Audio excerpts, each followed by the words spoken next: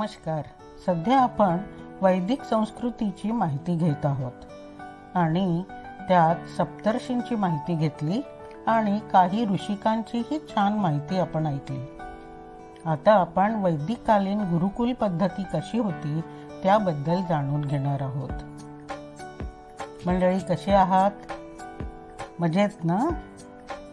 वाचू आनंदे जगू स्वानंदे या पॉडकास्टमध्ये आपले मनपूर्वक स्वागत. मी सुदर्शना. चला तर मग सुरू करूया आजचा भाग. वैदिक कालीन काळात शिक्षण गुरुकुल पद्धतीने दिले जात असे. अनेक ऋषीमुनींच्या आश्रमांमध्ये प्रसिद्ध गुरुकुले होती. त्या गुरुकुलांमध्ये वेद, उपनिषद, धर्म, शास्त्र, धनुर्विद्या आणि जीवन मूल्यांचे शिक्षण दिले जात असे. वैदिक कालीन प्रसिद्ध गुरुकुले. वशिष्ठ यांचे गुरुकुल.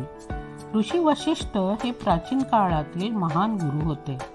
त्यांच्या आश्रमात अनेक राजकुमार शिक्षण घेत असत. येथे वेद, धर्मशास्त्र आणि राजकारणाचे शिक्षण दिले जाई. दुसरे, विश्वामित्र यांचे गुरुकुल. ऋषी विश्वामित्र यांच्या आश्रमातही अनेक विद्यार्थी शिक्षण घेत असत. ते धनुर्विद्या, वेद आणि तपश्चर्या यासाठी प्रसिद्ध होते. सांदीपनी ऋषींचे गुरुकुल. हे गुरुकुल खूप प्रसिद्ध होते. येथे कृष्ण आणि सुदामा यांनी शिक्षण घेतले असे सांगितले जाते. वाल्मिकी यांचे गुरुकुल. ऋषी वाल्मिकी त्यांच्या आश्रमात वेद, शास्त्र, नैतिक मूल्यांचे शिक्षण दिले जात असे. लव आणि कुश यांनी इथे शिक्षण घेतले असे मानले जाते. तक्षशिला युनिव्हर्सिटी हे प्राचीन भारतातील अत्यंत प्रसिद्ध शिक्षण क्षेत्र होते. येथे वेद, आयुर्वेद, गणित, राजकारण आणि युद्धकला शिकवली जात असे.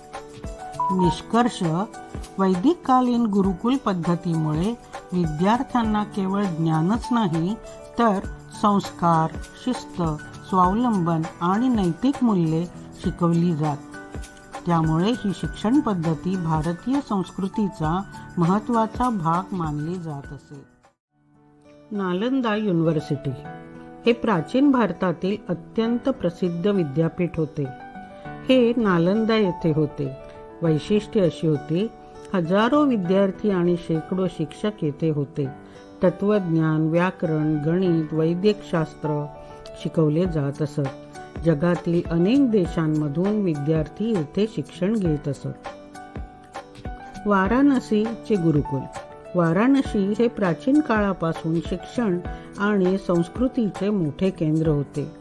येथे शिकवले जाणारे विषय असे होते, वेद आणि उपनिषद, संस्कृत भाषा, संगीत आणि कला, धर्म आणि तत्वज्ञान. उज्जैनचे गुरुकुल. उज्जैन हे देखील प्राचीन भारतातील एक महत्त्वाचे शिक्षण केंद्र होते.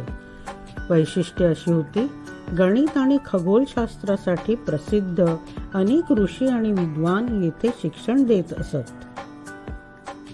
वैदिक संस्कृतीतील गुरुकुलांमुळे विद्यार्थ्यांना ज्ञान, संस्कार, शिस्त आणि जीवन मूल्य मिळत. या शिक्षण पद्धतीमुळे भारत ज्ञान आणि संस्कृतीच्या क्षेत्रात जगात प्रसिद्ध होते. वैदिक कालीन गुरुकुल पद्धती ही भारतातील प्राचीन शिक्षण पद्धती होती. या पद्धतीमध्ये विद्यार्थी गुरूंच्या आश्रमात राहून शिक्षण घेत असत. शिक्षणाबरोबरच संस्कार, शिस्त, जीवन मूल्ये शिकवली जात असत. गुरुकुल म्हणजे काय? गुरुकुल म्हणजे गुरूंचे घर किंवा आश्रम.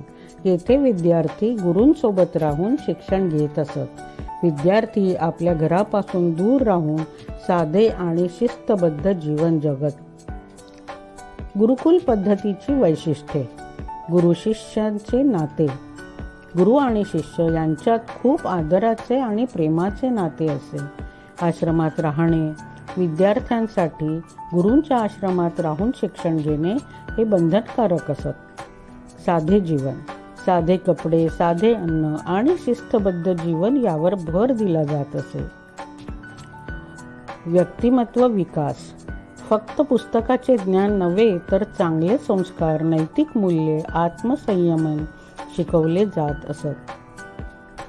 शिकवले जाणारे विषय गुरुकुलात विविध विषय शिकवले जात, जसे की वेद आणि उपनिषद, संस्कृत भाषा, गणित, आयुर्वेद, धनुर्विद्या, संगीत आणि कला.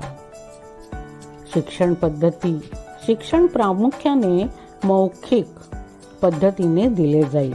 गुरुमंत्र किंवा ज्ञान सांगत आणि विद्यार्थी ते पाठ करून शिकत. विद्यार्थ्यांची कर्तव्ये विद्यार्थी फक्त अभ्यास करत नसत तर आश्रमातील कामेही करत. उदाहरणार्थ गुरूंची सेवा करणे, पाणी आणणे, लाकूड गोळा करणे, स्वच्छता ठेवणे. यामुळे विद्यार्थ्यांमध्ये स्वावलंबन आणि शिस्त निर्माण होत असे. गुरुदक्षिणा शिक्षण पूर्ण झाल्यावर विद्यार्थी गुरूंना कृतज्ञतेने काही भेट देत. याला गुरुदक्षिणा म्हणत. निष्कर्ष असा निघतो, वैदिककालीन गुरुकुल पद्धती ही केवळ शिक्षण देणारी पद्धती नव्हती, तर ती चांगले संस्कार, नैतिक मूल्ये आणि आदर्श जीवन जगण्याची शिकवण देणारी प्रणाली होती. मंडळी, आजच्या भागात एवढेच. भेटूया पुढच्या महिन्याच्या 3ऱ्या रविवारी आपल्या संस्कृतीबद्दल जाणून घ्यायला.